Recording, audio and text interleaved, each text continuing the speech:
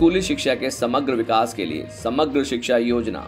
आज की हमारी वीडियो जीएस के एजुकेशन टॉपिक से जुड़ी हुई है। आइए इस पर विस्तार से चर्चा करते हैं।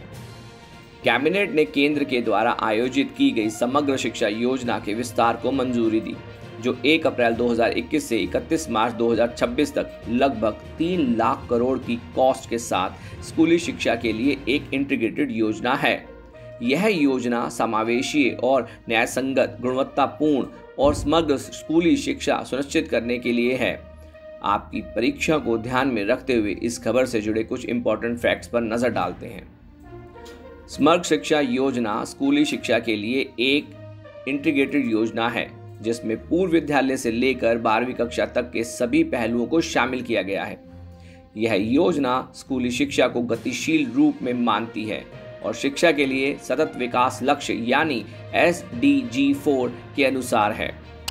यह योजना न केवल शिक्षा के अधिकार अधिनियम के इम्प्लीमेंटेशन के लिए सहायता प्रदान करती है, बल्कि यह भी सुनिश्चित करती है कि राष्ट्रीय शिक्षा नीति 2020 की सिफारिशें भी साथ जोड़ी हों, ताकि सभी बच्चों को एक समान और समावेशी कक्षा के माहौल के साथ गुणवत्तापूर्ण शिक्षा तक पहुंचाया जा सके और इसमें उनके विभिन्न प्रकार की पृष्ठभूमि, भाषा, आवश्यकताओं और शैक्षणिक योग्यताओं का भी ध्यान रखा जाए, ताकि वो उनको सीखने की प्रक्रिया में सक्रिय भागीदार भी बनाए।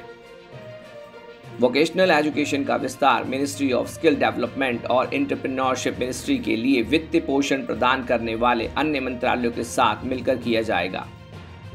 यह योजना न केवल स्कूल जाने वाले बच्चों के लिए, बल्कि स्कूल से बाहर रह गए बच्चों के लिए भी सुविधाओं का अच्छे तरीके से उपयोग सुनिश्चित करने के लिए स्कूलों और औद्योगिक प्रशिक्षण संस्थानों और पॉलिटेक्निकों के मौजूदा बुनियादी ढांचे का भी उपयोग करेगी। माध्यमिक शिक्षकों और प्राथमिक शिक्षकों को प्रशिक्षित करने के लिए NCERT के द्वारा निष्ठा के तहत स्पेसिफाई ट्रेनिंग मॉड्यूल शामिल किए जाएंगे और साथ ही परिवहन सुविधाओं को माध्यमिक स्तर तक 6,000 रुपये प्रति वर्ष तक बढ़ा दिया गया है। आइए इस टॉपिक से जुड़े कुछ महत्वपूर्ण बैकग्राउंड बिंदुओं को जानते हैं। केंद्रीय बजट 2018-19 ने घोषणा की है कि स्कूली शिक्षा को पूर्व प्राथमिक से 12वीं कक्षा तक समग्र रूप से और बिना विभाजन के माना जाएगा।